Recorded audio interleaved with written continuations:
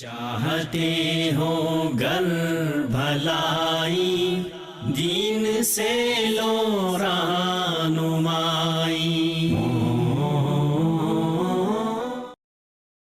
بسم اللہ الرحمن الرحیم۔ السلام علیکم ورحمۃ اللہ وبرکاتہ۔ ناظرین، آپ دیکھ رہے ہیں پیغام ٹی وی کا پروگرام رہنمائی، اور میں ہوں آپ کا میزبان عثمان خالد۔ میرے ساتھ تشریف رکھتے ہیں محترم جناب رانا شفیق خان پسروری صاحب۔ آپ ایک عالم دین ہیں، آپ ایک رائٹر ہیں، آپ ایک مصنف ہیں۔ ناظرین، آج ہمارا موضوع ہے واقعہ معراج سے ملنے والے اسباق، عبر اور نصائح۔ واقعہ معراج رسول رحمت حضرت محمد کریم صلی اللہ علیہ وسلم کے لیے ان کی شان اور ان کے مقام کو بھی بیان کرتا ہے۔ اس موقع پر پیش آیا کہ جب مکے میں حالات بہت تنگ کر دیے گئے تھے اور نبی علیہ الصلاۃ والسلام کو آسمانوں کی سیر کے ساتھ دلاسا دیا گیا۔ رانا صاحب، واقعہ معراج کے مختلف واقعات ہیں، اس سے کیا حاصل ہوتا ہے؟ بسم اللہ الرحمن الرحیم۔ شکریہ۔ بڑا اہم موضوع بھی ہے، آپ کا سوال بھی ہے اور موقع بھی ہے کہ لوگوں کو آگاہ کیا جائے۔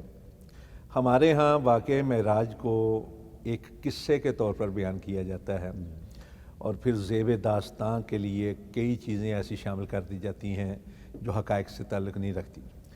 دوسرا یہ ہوتا ہے کہ ہمارے ہاں ایک رسم چل نکلی ہے کہ اس کو بطور تہوار کے منایا جاتا ہے، اور اس کے اوپر جو کچھ ہونا چاہیے تھا یا جو کچھ حاصل کرنا چاہیے تھا، اس واقعے سے جو تعلیمات ہمیں میسر آئی ہیں، جو مقاصد شریعت ہیں، ان کی طرف توجہ جو ہے بہت کم دی جاتی ہے۔ ایک تو دی نہیں جاتی، اگر دی جاتی تو بہت کم دی جاتی ہے۔ کئی ایسی چیزیں ہیں جو اس واقعے کے اندر ہمیں سامنے آتی ہیں۔ اللہ رب العزت کی قدرت کاملہ کا اظہار آتا ہے، اس میں رسول پاک صلی اللہ علیہ وسلم کی عظمت آتی ہے، اس میں پوری دنیا کے تمام ادیان پر اسلام کے غلبے کی پیش گوئی اور خوشخبری ہمیں دکھائی دیتی ہے۔ اس کے ذریعے سے ایمان کی جانچ اور پرکھ ہوتی ہے، اس کے ذریعے سے لوگوں کو بتایا گیا ہے کہ ان کو کس طرح بہترین انسان اور انسان سے بڑھ کر بہترین مسلمان بننا چاہیے، کون سی خرابیاں کس طرح دور کرنی چاہیے۔ جس طرح آپ نے کہا ہے کہ اس کے اندر پند ہیں، نصائح ہیں، عبرتیں ہیں، ان کی طرف توجہ نہیں دی جاتی، اور جو تحائف ہمیں ملے تھے اس سے بھی جو ہے پہلو تہی کی جاتی ہے۔ جو اصل مقصد تھا یا مقاصد تھے، ان کی طرف توجہ نہیں دی جاتی، اور عملی طور پر بالکل کوتاہ ہو جایا جاتا ہے، اور یہ سمجھا جاتا ہے کہ ایک سال کے بعد ایک رات جاگ لیں گے اور ایک دن ایسا کر لیں گے تو یہ ہو جائے گا، وہ ہو جائے گا۔ میں چاہتا ہوں کہ آپ اگر اس واقعے کو مجملاً بیان کریں تو پھر ہم جزیات کے حوالے سے جو ہمارے سامنے رسول پاک صلی اللہ علیہ وسلم کے اس معجزاتی سفر کے ذریعے سے جو تعلیمات آ رہی ہیں، جو اسباق آ رہے ہیں، جو عبر اور نصائح ہیں، ان کے حوالے سے ہم اختصار کے ساتھ گفتگو کر سکتے ہیں۔ جی بالکل۔ رانا صاحب، سب سے پہلے تو رسول اللہ صلی اللہ علیہ وسلم اپنی ایک عزیزہ ام ہانی رضی اللہ تعالیٰ عنہ کے گھر تھے، اور وہاں اکثر وہیں رہا کرتے تھے۔ اور نبی علیہ الصلوۃ یہ اواخر ہیں، مکی دور کے اواخر کی بات ہے کہ نبی علیہ السلام کو رات کے کسی پہر وہاں سے بیت اللہ کا جو ایک حصہ باہر کی جانب حتیم کہلاتا ہے، وہاں لے جایا گیا، اور فرشتوں نے نبی علیہ السلام کے سینے کو چاک کر کے دل مطہر و منور کو نکالا اور اسے زمزم سے دھویا، نور و حکمت سے بھرا اور پھر سی دیا۔ رسول اللہ صلی اللہ علیہ وسلم کے قلب اطہر کو دوبارہ سینے کے بعد پھر ایک سواری کو لایا گیا جو سفید رنگ کی تھی، اور وہ گدھے سے بڑی اور خچر سے چھوٹی سواری، براق نام سے۔ سیدنا جبریل نے اس کی لگام تھامی ہوئی تھی اور نبی علیہ السلام اس پر سوار ہوئے۔ رسول اللہ صلی اللہ علیہ وسلم کو سب سے پہلے بیت اللہ سے بیت المقدس لے جایا گیا۔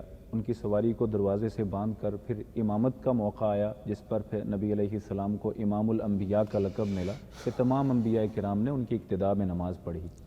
رسول اللہ صلی اللہ علیہ وسلم اس کے بعد پھر آسمانوں کی طرف لے جایا گیا، اور سب سے پہلے آسمان پر حضرت آدم علیہ السلام سے ملاقات ہوئی۔ حضرت آدم علیہ السلام نے اپنے بیٹے کو مرحبا کہا، نبی علیہ السلام کے سلام کا جواب دیا، اور پھر ساتھ نبی علیہ السلام کی نبوت کا اقرار کیا۔ اسی طرح پھر دوسرے آسمان پر سیدنا یحییٰ اور عیسیٰ علیہ السلام سے ملاقات ہوئی، اسی طرح سلام کا جواب، مرحبا اور نبوت کا اقرار، سلام جواب ہوا پھر جی، اور آگے پھر تیسرے آسمان پر، چوتھے آسمان پر، پانچویں پر، اور پھر چھٹے آسمان پر سیدنا موسیٰ علیہ السلام سے ملاقات ہوئی۔ سلام دعا کے بعد اقرار نبوت کے بعد تیسرے اور چوتھے پر حضرت یوسف علیہ السلام اور حضرت ادریس علیہ السلام سے ملاقات ہوئی، پھر ہارون علیہ پھر السلام سے حضرت ہارون کے ساتھ، ہاں جی، اور چھٹے پر حضرت موسیٰ علیہ السلام سے جب ملاقات ہوئی تو جاتے نبی علیہ السلام جب جانے لگے تو وہ رونے لگے. انہوں نے کہا کہ بعد میں آیا ہے نوجوان اور اس کی امت مجھ سے زیادہ، میری امت سے زیادہ جنت میں جائے گی. تو 7ویں آسمان پر پھر سیدنا حضرت ابراہیم علیہ السلام سے اسی طرح والہانہ ملاقات ہوئی اور انہوں نے پھر امت محمد صلی اللہ علیہ وسلم کے نام سلام بھی بھیجا. اس کی تفاصیل موجود ہیں چونکہ آپ نے اختصار کا حکم کیا. سیدنا حضرت ابراہیم علیہ السلام سے ملاقات اور پھر بیت المعمور دکھایا گیا، اس کے بعد پھر سدرۃ المنتہا تک لے جایا گیا، اور اس کے بعد پھر واقعات ہیں جو جنت اور جہنم کی سیر کروائی گئی. وہاں پر اعمال بد اور اعمال صالحہ کے جو نتائج ہیں نبی علیہ السلام نے اپنی مبارک آنکھوں سے ان کا مشاہدہ فرمایا، اور اس کے بعد پھر اسی لمحے اللہ کے رسول صلی اللہ علیہ وسلم واپس دنیا میں تشریف لائے اور مکے میں اپنے بستر پر تشریف لے گئے. جی جی، بہت شکریہ، آپ نے اجمالاً ذکر کر دیا ہے. اور اکثر ہمارے جو واعظین ہیں یا خطباء کرام ہیں وہ اس واقعے کو بڑے تفصیل کے ساتھ بیان کرتے ہیں. ہم نے تو اجمالاً ذکر کیا ہے اس لیے کہ ہمارا جو آج کا پروگرام ہے وہ شاید وقت اس کا احاطہ نہ کر پاتا، اتنی تفصیل کے ساتھ ہے. اس واقعے کے ذریعے سے اللہ رب العزت نے ساری کائنات پر یہ جو معجزاتی سفر تھا اور رسول پاک صلی اللہ علیہ وسلم کا اعزاز بھی ہے اور امتیاز بھی ہے، اس واقعے کے ذریعے سے در حقیقت اسلام کی حقانیت جو ہے وہ بھی واضح کی ہے. اسلامی تعلیمات بھی بہت زیادہ ہیں اور بنیادی تعلیمات جو ہیں وہ بھی اس کے اندر رکھی گئی ہیں، ان کی طرف توجہ دلانا مقصود ہے، احساس دلانا مقصود ہے. شاید لوگوں کے علم میں ہو. پہلے سب سے بڑی بات جو ہے وہ یہ ہے کہ اس واقعے کے ذریعے سے اللہ رب العزت جو ہے وہ اپنی قدرت کاملہ کا اظہار فرما رہے ہیں. ایک عام انسان کی توجہ، نظر یا ادراک سے بھی ماوراء ہے اللہ رب العزت کی قدرت کاملہ. کیا کوئی انسان یہ تصور کر سکتا ہے کہ رات کے ایک لمحے کے اندر یا ایک چھوٹے سے حصے کے اندر اتنی بڑی سیر کروا دی جائے؟ اور یہی وجہ تھی نا کہ کفار مکہ جو ہیں وہ اپنا حیرانی کا اظہار بھی کر رہے ہیں، رسول پاک صلی اللہ علیہ وسلم پر الزام بھی باندھ رہے ہیں، آپ کا ٹھٹھا بھی کر رہے ہیں، آپ کا مذاق بھی کر رہے ہیں کہ یہ کس طرح ممکن ہے کہ اس وقت تک عموماً جو سفر تھا بیت اللہ سے بیت المقدس تک، مسجد حرام سے یعنی مکہ سے یروشلم تک، وہ 2 ماہ کا تھا کم از کم. پھر اس کے بعد یہ کہنا کہ وہاں بھی امامت بھی کروائی، آسمانوں کی سیر بھی کی اور پوری تفصیل بیان کرنا، یعنی اس میں کتنا وقت چاہیے تھا. تو پچھلے پروگرام میں ہم اس کے اوپر بڑی سیر حاصل بحث کر چکے ہیں عقلی دلائل کے ذریعے سے. لیکن یہ در حقیقت اللہ رب العزت کی قدرت کاملہ کا اظہار ہے، اور یہی وجہ ہے کہ اللہ رب العزت نے جو اس کا ذکر کیا ہے وہ لفظ سبحان کے ساتھ کیا ہے. سبحان الذی اسریٰ بعبدہ لیلا من المسجد الحرام الی المسجد، لیلاً کا لفظ ہے، اور یہ تنوین جو ہے یہ تقلیل کے لیے ہے، رات کے یہ سمجھ. تو سب سے پہلے تو یہ ہے کہ قدرت کاملہ کا اظہار ہے. دوسرا یہ ہے کہ اس کے ذریعے سے لوگوں کے ایمان کی پرکھ مقصود تھی. اس دور میں یہ واقعہ ہوا ہے کہ جس دور میں سائنس کی ترقی تو دور کی بات، یعنی ابھی سائنسی علوم کی ابتدا بھی نہیں تھی. اگر کہیں تھے تو اکا دکا واقعات ہوتے تھے اور لوگ ان کو کاہن اور پتہ نہیں کیا کچھ سمجھتے تھے. ایک طرف یہ معاملہ ہے کہ وہ لوگ جو رسول پاک صلی اللہ علیہ وسلم پر ایمان لا رہے ہیں ان کی اکثریت جو ہے وہ نہایت سادہ ہے، علوم دنیا کے ساتھ ان کا وہ سابقہ نہیں پڑا جو خال خال لوگوں کو پڑا کرتا ہے. رسول پاک صلی اللہ علیہ وسلم نے فرمایا نہیں کہ ہماری امت جو ہے یہ بڑی اپنا سیدھی سادی ہے گنتی کے معاملے کے اندر. چاند دیکھنے کے حوالے سے جو فرمایا تھا، ان لوگوں نے کامل یقین کے ساتھ اس واقعہ معراج پر ایمان لا کر یہ ثابت کیا کہ ایمان کیا چیز ہے. کسی ایک صحابی نے بھی اس پر شک کا اظہار نہیں کیا، کسی ایک نے بھی، بلکہ آپس میں ایک دوسرے سے سنتے تھے، پوچھ کے سنتے تھے، رسول پاک سے سوال کرتے تھے، انفرادی بھی اجتماعی بھی، اور رسول پاک نے بھی انفرادی بھی بتایا، اجتماعی بھی بنایا. حضرت ابوبکر صدیق رضی اللہ تعالیٰ عنہ کو صدیقیت کا جو لقب ملا ہے، اور یہ صدیقیت کا لقب جو ہے یہ انبیاء کی نبوت اور رسالت کے بعد کا لقب ہے.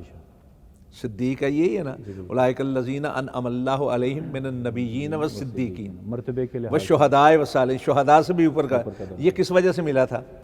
اسی واقعہ معراج پر تصدیق کرنے کی وجہ سے، یعنی ایمان کی کاملیت کی دلیل ہے واقعہ معراج کو ماننا۔ یہ جانچ اور پرکھ کے لیے آج کے دور کے اندر بھی یہی نہیں کہ اس وقت تک تھا، آج کے دور کے اندر بھی یہ ایمان کی پرکھ کی ایک وجہ ہے یا ایک سبب ہے، اس کے ذریعے سے ایمان پرکھے جا سکتے ہیں۔ آج بھی لوگ ایسے ہیں کہ نہیں ہیں جو واقعی معراج کا انکار کرتے ہیں، مسلمان ہو کر انکار کرتے ہیں، مسلمان ہو کر، یعنی مسلمان بھی ہیں، حالانکہ اپنے سامنے نگاہوں کے سامنے دیکھتے ہیں سائنسی ایجادات کو، سائنسی ترقی کو، انسان چاند پہ پہنچ گیا اور یہ اعتراف نہیں کرتے کہ زمین سے آسمان کا مریخ کی طرف جا رہا ہے، دوسرے سیاروں کی طرف جا رہا ہے، بلکہ ایک دنیا کے ایک کنارے پہ بیٹھ کر دوسرے کنارے تک فیکس کے ذریعے سے اپنی تحریر بھیج رہا ہے، چلتے پھرتے اپنی تصویریں بھیج رہا ہے، اپنی آواز بھیج رہا ہے، ایک لمحے کے فرق کے بغیر۔ اور اب تو کوشش یہ کی جا رہی ہے کہ جہاز جو اپنا سفر طے کرتے ہیں لمحوں کے اندر کئی امیال کا، وہ اپنا نائٹروجن کی طاقت سے چلائے جائیں، آواز سے زیادہ سپیڈ والے جہاز بنا لی جائیں، بلکہ یہ کوشش کی جا رہی ہے جس طرح فیکس کے ذریعے سے ایک تحریر یا ای میل کے ذریعے سے ایک تحریر دنیا کے دوسرے کنارے پہ پہنچائی جا رہی ہے، اسی طرح انسان کو بھی اپنا جو ہے نا ایک جگہ سے دوسری جگہ پہنچایا جا سکے۔ اور پھر یہ روحانی سفر کا جو معاملہ ہے جسم کے بغیر تو نہیں، رسول پاک صلی اللہ علیہ وسلم، یہ ایمان کی پرکھ کی دلیل دوسری وجہ۔ تیسری جو وجہ ہے وہ یہ ہے کہ اس کے ذریعے سے رسول پاک صلی اللہ علیہ وسلم کی عظمت، فضیلت، شان، شوکت، منزلت اور مرتبت کا اظہار کیا گیا۔ سبحان اللہ، سبحان اللہ۔ رسول پاک صلی اللہ علیہ وسلم کے اپنے حوالے سے آپ دیکھیے، آپ نے واقعہ بیان کیا کہ آپ سوئے ہوئے تھے اور آپ کا سینہ مبارک جو ہے اس کو شق کر کے تو قلب اطہر کو نکال کر اس کے اندر نور اور حکمت کو بھرا گیا۔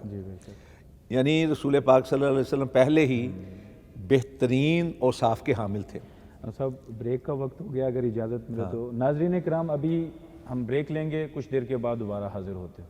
چاہتے ہو گر بھلائی دین سے لو رہنمائی۔ جی ویلکم بیک جی، صاحب بڑی خوبصورت بات چل رہی ہے۔ ہاں جی، دیکھیے رسول پاک صلی اللہ علیہ وسلم کا جو سینہ مبارک چاک کیا گیا اور اس میں سے قلب اطہر کو نکال کر اس کے اندر نور اور حکمت کو بھرا گیا، تو اس میں رسول پاک صلی اللہ علیہ وسلم کے لیے دو حوالوں سے فضیلت کی ایک دلیل پیش کی گئی ہے۔ مثلا رسول پاک صلی اللہ علیہ وسلم تو پہلے ہی عظمت و فضیلت کی انتہاؤں پر فائز تھے، آپ کے کردار اور گفتار کی یکتائی اور ندرت جو ہے وہ بے مثال تھی، لیکن اس کے باوجود کیوں بھرا گیا ہے نور اور حکمت کو؟ یہ در حقیقت تیاری تھی اس عظیم سفر کی جو کبھی پہلے کسی انسان کو پیش نہیں آیا۔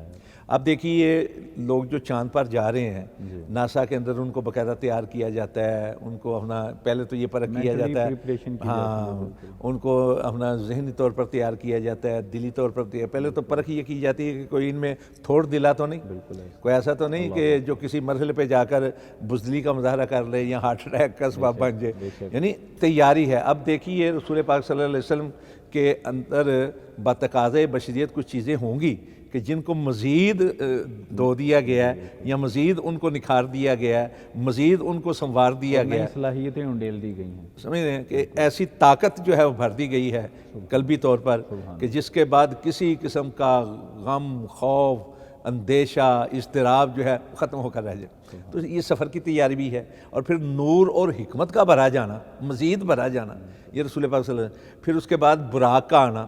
اب براق کی جو سواری ہے میں سواری نہیں، یہاں ایک واقعہ بھی ہے جو احادیث کے اندر بیان ہے، بالخصوص ترمذی کے اندر ہے کہ جب آپ سوار ہونے لگے نا تو وہ ذرا تھر تھڑایا، اس نے تھوڑی سی اپنا جو ہے نا جنبش کی۔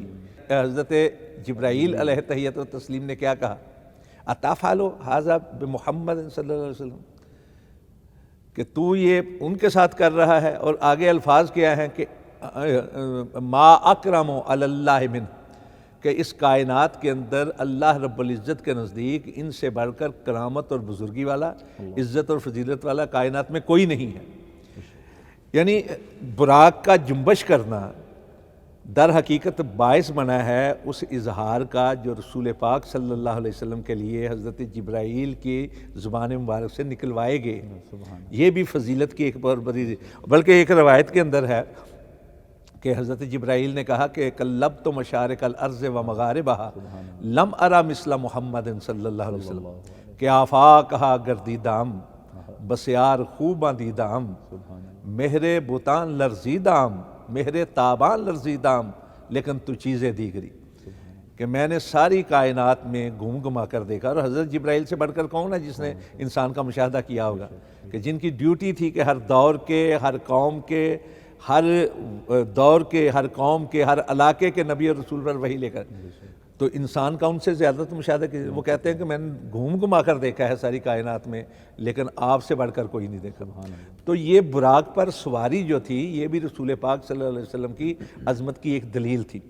پھر آپ کو جب لے کر گئے ہیں بیت المقدس کے اندر، بیت المقدس، مقدس یا مقدس تینوں طرح سے وہاں لے کر گئے ہیں، تو وہاں انبیاء کی جو امامت کروائی ہے وہ بھی فضیلت ہے پیارے رسول صلی اللہ علیہ وسلم کی. آپ کی شان، آپ کی عظمت کا ایک واضح بیان ہے، ایک بہترین دلیل ہے. تمام کے تمام انبیاء کرام جو ہیں وہ کائنات میں سب سے افضل اور اعلیٰ ہیں. بے شک. ہر نبی اپنی قوم کا بہترین فرد ہوا ہے، اس سے بڑھ کر اس قوم کے اندر کردار اور گفتار کے لحاظ سے کوئی نہیں ہو سکتا. تو سب سے بہترین نبی ہوتے ہیں، اور انبیاء میں سب سے بہترین پیارے رسول صلی اللہ علیہ وسلم. بلکہ یہ امی کا جو لقب ہے جو رسول پاک صلی اللہ علیہ وسلم کو عطا کیا گیا، اس کے بارے میں بڑی توجیحات کی گئی ہیں کہ امی اس وجہ سے ہیں، اس وجہ سے. لیکن ایک جو توجیح ہے وہ بڑی کمال کی ہے کہ اگر ہم یا کو، امی کی یا جو ہے آخر والی، اس کو یا نسبتی سمجھ لیں تو باقی بچتا ہے الف اور میم. تو مطلب یہ ہے کہ الف سے مراد ہے حضرت آدم علیہ السلام اور میم سے مراد ہے حضرت مسیح علیہ السلام. تو حضرت آدم علیہ السلام سے لے کر حضرت مسیح علیہ السلام تک جو 1,24,000 نبی تشریف لائے ہیں، ان سب کی جو صفات حمیدہ ہیں، اوصاف جلیلہ ہیں، وہ سارے کے سارے بدرجہ اتم اگر کسی کے اندر جمع کیے گئے ہیں تو رسول پاک صلی اللہ علیہ وسلم کے اندر جمع کیے گئے ہیں. یہ فضیلت ہے. ان تمام انبیاء کرام کی امامت کروانا، اور امام ہوتا ہی وہ ہے جو اپنی قوم میں ہر لحاظ سے بہترین ہو، علم کے لحاظ سے، عمل کے لحاظ سے، تقوی کے لحاظ سے. امامت کا معیار ہے، معیار ہے یہ، اور سب کے نزدیک متفقہ ہے. تو حضرت رسول کریم صلی اللہ علیہ وسلم نے جس طرح امامت کروائی، بلکہ الفاظ جو ہیں روایات کے کہ جبرائیل نے ہاتھ پکڑ کر امامت کے مسلح پہ کھڑا کیا ہے، یعنی اللہ رب العزت کی طرف سے آپ کو، اور امامت کے مسلح پہ کھڑے ہو کر اللہ رب العزت نے پیارے رسول صلی اللہ علیہ وسلم کی جو عظمت اور فضیلت ہے اس کو راسخ کر دیا ہے. ایک چیز. دوسرا یہ ختم نبوت کی بھی دلیل ہے کہ تمام کے تمام انبیاء وہاں موجود ہیں، اور ان کے بعد وہ آیا ہے جس سے آگے اور کوئی نہیں، جو امام ہے. جو امام ہے. تیسری ہمیں جو چیز ہے امامت کے ذریعے سے وہ یہ ہے کہ پہلے تمام نبیوں اور رسولوں کی جو نبوتیں ہیں، رسالتیں ہیں، ان کی تصدیق کرنے والے بے شک رسول پاک صلی اللہ علیہ وسلم، جس کی طرف اشارہ ہے قرآن پاک کے اندر بھی، وَإِذْ أَخَذَ اللَّهُ مِيثَاقَ النَّبِيِّينَ، کہ اللہ رب العزت نے رسول پاک صلی اللہ علیہ وسلم کو مصدق بنا کر بھیجا ہے پہلے تمام انبیاء اور رسول کا. تو یہ ہے. اور پھر ایک اور چیز ہوتی ہے، جب کوئی جاتا ہے نا بڑا، اپنی قوم کا بڑا یا اپنا کیا کہتے ہیں مملکت کا بڑا کسی دوسرے سفر پر، تو بڑے بڑے لوگ جو ہیں اس کو رخصت کرتے ہیں. یہاں کیا صورتحال ہے؟ یہاں ساری کائنات کے وہ لوگ جمع ہیں جن کو اللہ رب العزت نے مختلف ادوار میں، مختلف علاقوں میں، مختلف اقوام میں نبی اور رسول بنا کر بھیجا تھا. یعنی جو اللہ کی تعلیمات کو انسان تک پہنچانے اور انسان کی بہتری کا سامان مہیا کرنے والے تھے، مختلف علاقوں کے مختلف ادوار، وہ سارے کے سارے جمع ہیں اور رسول پاک صلی اللہ علیہ وسلم کو رخصت کر رہے ہیں آسمانوں کی طرف. یہ بھی رسول پاک صلی اللہ علیہ وسلم کی عظمت کی دلیل ہے.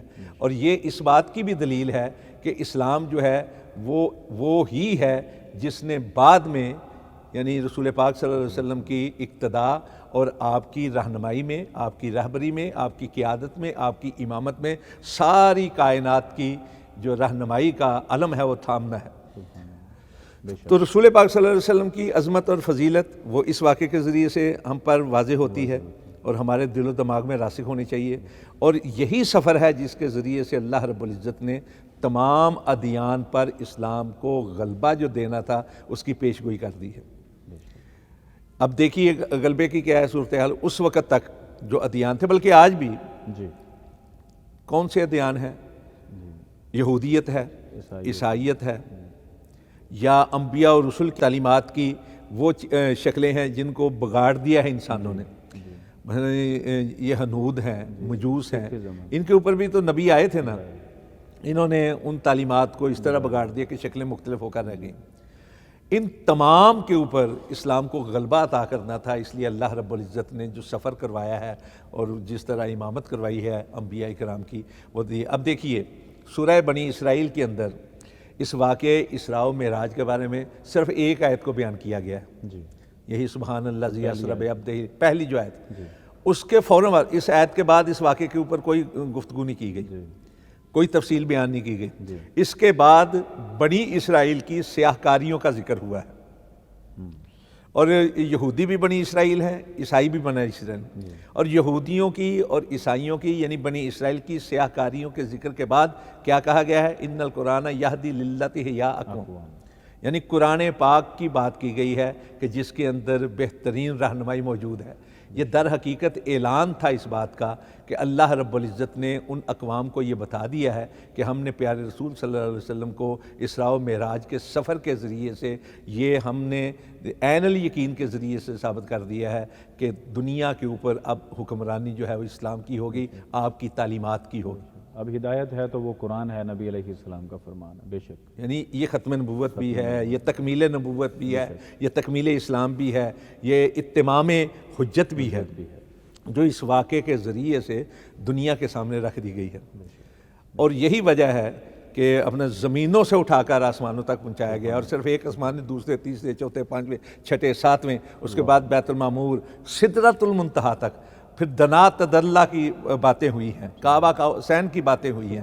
یعنی اتنی اونچائیاں کہ جس سے اوپر کچھ بھی نہیں ہے سوائے اللہ رب العزت کی ذات کے. یعنی اللہ رب العزت نے یہ بتا دیا کہ ساری کائنات, صرف انسان نہیں, ملائک بھی اور دوسری ساری کی ساری کائنات سے بھی ہم نے اونچائیاں عطا کی ہیں پیارے رسول صلی اللہ علیہ وسلم کو, آپ کی قیادت کو, آپ کی امامت کو, آپ کی نبوت کو, آپ کی رسالت کو, اور اس کے ذریعے سے اسلام کے غلبے کی جو ہے وہ تشریح کی گئی. یہاں عین الیقین بھی ہے, اور عین الیقین بھی ایسا ہے کہ جو پیارے رسول صلی اللہ علیہ وسلم کے ذریعے سے اور تعلیمات کے ذریعے حق. اب دیکھیے یہ اس دور کے اندر کروائی گئی ہے معراج جو مکی دور تھا, جو مظلومانہ دور تھا سیرت نبوی کا, جس دور کے اندر کوئی سوچ بھی نہیں سکتا تھا کہ ان کو بھی کوئی عروج ملے گا. اللہ معاف کرے, اللہ رب العزت نے بتا دیا کہ عروج جس کے ہاتھ میں ہے اس نے عروج عطا کر دیا ہے. سبحان اللہ, سبحان اللہ, کیا خوبصورت ایک پیغام ہے اس. سمجھ رہے, یہ اپنا چیزیں جو ہے نا, ان چیزوں کی طرف ہماری توجہ نہیں ہے. ہم نے محض اس واقعے کو تلذذ ذہنی کی خاطر بیان کرنا, قصے کہانیوں کی صورت میں بیان کرنا شروع کر دیا. ہماری توجہ ہی نہیں کہ اس کے ذریعے سے فضیلت کیا مل رہی ہے, پیارے رسول صلی اللہ علیہ وسلم کی عظمت کس طرح واضح ہو رہی ہے, اسلام کو غلبہ جو دیا جانا تھا اس کی طرف اشارے کس طرح کیے جا رہے ہیں, کس طرح سارے انبیاء کی نبوتوں کی تکمیل اور اتمام اسلام جو ہے, اتمام دین جو ہے وہ کس انداز سے پیش آئے گا, اس کی طرف ہم توجہ دینے کے لیے تیار. بالکل. اب اس کے بعد ہمارے لیے تحائف دیے گئے, اس کے بعد ایسے واقعات پیش آئے رسول پاک صلی اللہ علیہ وسلم کو کہ جن کے ذریعے سے انسانی زندگی جو ہے اس کو بہتر کرنے کی طرف توجہ دلانی تھی, کہ جن کو دور کر کے انسان جو ہے وہ بہترین انسان اور بہترین مسلمان بن سکتا ہے. یعنی وہ قرب اور وہ تقرب حاصل کر سکتا ہے جو اللہ رب العزت نے معراج کے ذریعے سے عملی طور پر رسول پاک صلی اللہ علیہ وسلم کو عطا کیا, اور اس کے بعد انسان جو ہے وہ اللہ کے قریب ترین ہو سکتا ہے. ران صاحب بات جاری رہے گی. ناظرین کرام, ابھی وقت ہوا ہے ایک وقفے کا, کچھ دیر کے بعد دوبارہ حاضر ہوتے ہیں. چاہتے ہو گر بھلائی, دین سے لو رہنمائی. جی ویلکم بیک. جی ران صاحب, بات بڑی خوبصورت جاری تھی نبی علیہ الصلوۃ والسلام کی تکریم اور ان کے مقام و مرتبے کے حوالے سے. جی دیکھیے, اپنا میں یہ عرض کر رہا تھا کہ وقفے کا وقت ہو گیا, میں یہ عرض کر رہا تھا کہ رسول پاک صلی اللہ علیہ وسلم کو جس طرح یہاں پہ جمع ہو کر آگے کیا گیا, آسمانوں کی طرف رخصت کیا ہے, تو پھر آسمانوں پہ پھر ان کا استقبال کیا جا رہا ہے. پہلے آسمان پہ حضرت آدم علیہ السلام, اور حضرت آدم علیہ السلام کا بنتا بھی تھا پہلے آسمان پہ, اس لیے کہ انہی سے انسان کی ابتدا ہوئی تھی, وہی ابو البشر ہیں, وہی پہلے نبی ہیں, تو ان کے ذریعے سے اللہ رب العزت نے استقبال کا آغاز کیا ہے. دوسرے آسمان پہ حضرت یحییٰ علیہ السلام اور حضرت عیسیٰ علیہ السلام وہ موجود ہیں. اور مناسبت یہ ہے، سوچ ہی رہے ہیں نا اللہ رب العزت کی حکمت کیا تھی، اس تک تو نہیں ہم پہنچتے، ہم تو اپنی عقل کے مطابق ہی سوچتے ہیں کہ حضرت یحییٰ علیہ السلام نے اپنا کام سپرد کیا، حضرت عیسیٰ علیہ السلام کے حضرت عیسیٰ علیہ السلام نے تکمیل کے لیے پیش کیا، رسول پاک صلی اللہ علیہ وسلم پر چھوڑا. تیسرے پہ حضرت یوسف علیہ السلام ہیں جو حسن و جمال میں پیارے رسول صلی اللہ علیہ وسلم ہی کی مناسبت بن سکتی ہے. پھر یہ ہے کہ وہ بھی اپنے بھائیوں کے ہاتھوں ستائے گئے، رسول پاک بھی اپنے بھائیوں کے ہاتھ ستائے گئے، ان کو بھی اپنوں سے جدا ہونا پڑا، رسول پاک کو بھی اپنوں سے جدا ہونا پڑا. اور پھر جدائی کے اندر اللہ رب العزت نے جس طرح ان کو عروج بخشا ہے، رسول پاک صلی اللہ علیہ وسلم کو ان سے بھی زیادہ عروج بخشا، عزت اور عظمت بخشی، گہرائی بخشی. تیسرے آسمان پہ حضرت یوسف علیہ السلام ہیں، تو چوتھے پہ حضرت ادریس علیہ السلام ہیں. اور حضرت ادریس علیہ السلام درس و توغل کے لحاظ سے جو کام کرتے رہے ہیں، اس کی اگر اتم اور مکمل صورت اگر کسی میں نظر آتی ہے تو پیارے رسول صلی اللہ علیہ وسلم. پھر مکان علیہ کے بلندیوں کے سفر کے حوالے سے اگر وہ آغاز ہے تو یہ انتہا ہے، تو اس لحاظ سے بھی یہ مناسبت ہے. پھر اس کے بعد آتے ہیں حضرت ہارون علیہ السلام.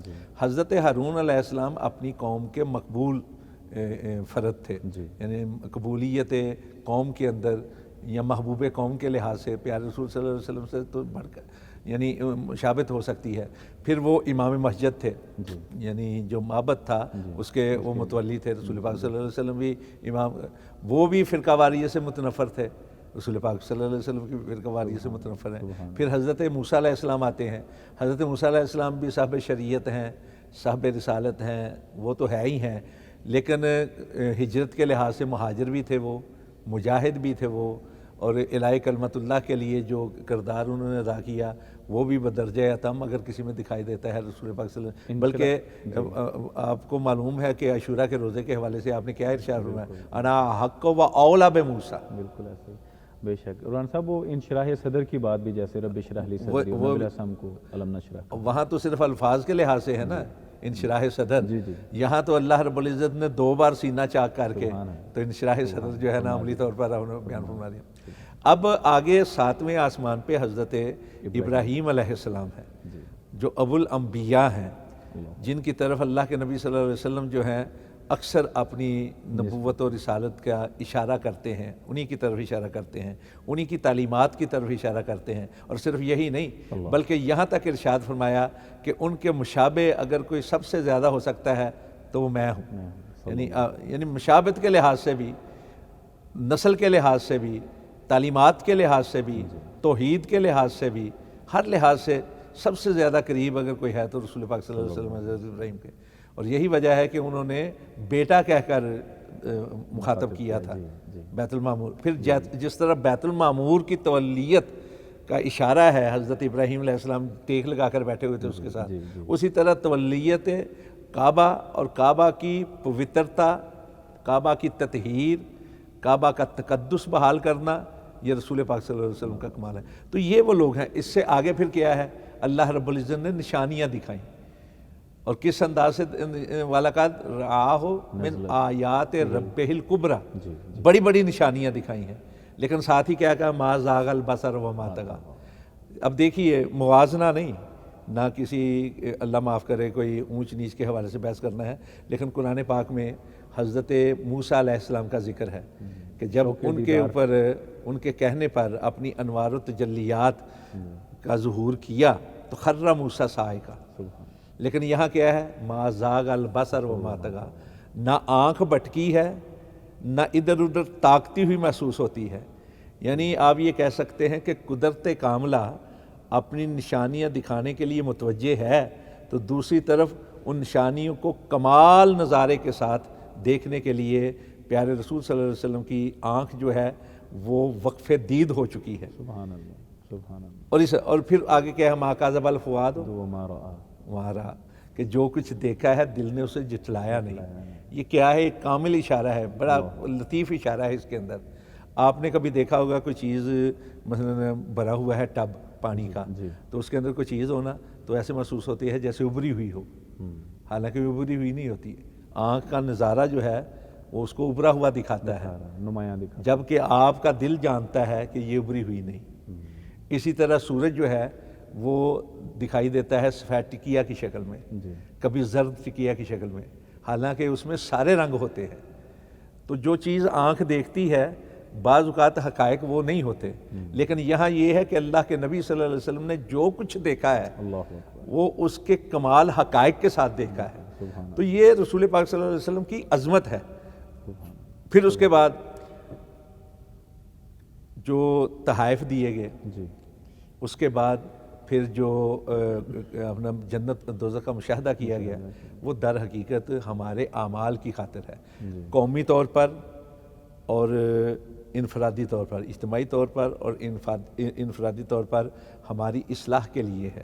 جی اب تحائف جو دیے گئے ہیں، کون کون سے تحائف ہیں جو معروف ہیں؟ جی بالکل، ایک تو نماز، نماز، بالکل، اس کے علاوہ سورۃ البقرہ کی آخری آیات ہیں، آخری 2 آیتیں، ہاں جی آخری 2 آیات ہیں، اور اسی طرح نبی علیہ السلام سے کہا گیا کہ جو شخص شرک کے بغیر مرا مومن ہوا، اللہ تعالیٰ اس کے گناہ معاف کر کے جنت میں بھیج دیں گے اور بالآخر جنت میں یعنی چلا جائے گا۔ اب دیکھیے کہ دنیا کے اندر تحائف دیے جاتے ہیں جو مادی ہوتے ہیں، جی کسی کو کسی بنی ہوئی چیز کی صورت میں دیے جاتے ہیں، کوئی تحائف دیتا ہے جانوروں کی صورت میں، کوئی تحائف دیتا ہے سونے کی صورت میں، چاندی کی صورت میں، جواہرات کی صورت میں، لیکن یہاں تحائف وہ دیے گئے ہیں جو انسان کے اندرون اور بیرون کو نکھار دیں، سبحان جو انسان کی زندگی میں بھی فائدہ مند ہوں۔ آخر وہ جو تحائف ملتے ہیں نا، ان سے انسان فائدہ نہیں اٹھا سکتا، زیادہ سے زیادہ نمائش کے لیے ہوتے ہیں، لوگوں کو بتانے کے لیے، یہ بتانے کے لیے کہ فلاں بادشاہ نے یا فلاں بڑے نے یا فلاں شخص نے ہمارے ساتھ محبت کا اظہار کیا ہے۔ یہاں وہ تحائف دیے گئے ہیں کہ اگر آپ ان تحائف کو اپنی زندگی میں داخل کر لیں گے تو اللہ رب العزت ان کے ذریعے سے آپ کو اپنا قریبی بنا لے گا۔ وہاں صرف ایک وقت دیا، مثلا کسی جگہ آپ جائیں گے کسی وفد کی شکل میں تو ہر جگہ سے کچھ نہ کچھ مل جائے گا، لیکن یہ ضروری نہیں کہ جس نے وہ تحائف دیے وہ آپ کو ذاتی طور پر بھی جانے، بے شک، اس کو اس وقت بھی نہیں معلوم ہوگا آپ کون ہیں، بعد میں تو بالکل بھول جائے گا۔ ایک رسم ہے دنیا کی جو پوری کی جائے گی، لیکن اللہ رب العزت نے وہ تحائف دیے ہیں کہ جو اگر آپ ان کو اختیار کر لیں گے تو اللہ رب العزت ان کے ذریعے سے آپ کو اپنا قریبی اور چہیتا بنا لے گا۔ اب نماز کو کیا کہا جاتا ہے؟ معراج المؤمن، الصلاۃ معراج المومنین، مومنوں کی معراج ہے، یعنی یہ ایسی چیز ہے جو انسان کو اوپر بلند کر کے اللہ رب العزت کے قریب کر دیتی ہے۔ اور اس کے جو انداز ہیں، رکوع کا انداز بھی قربت کا ہے، جتنا آپ جھکتے چلے جائیں گے اتنا اللہ کے قریب ہوتے چلے جائیں گے۔ تو یہ نماز ہے۔ اب نماز کی طرف کتنے لوگ توجہ دیتے ہیں؟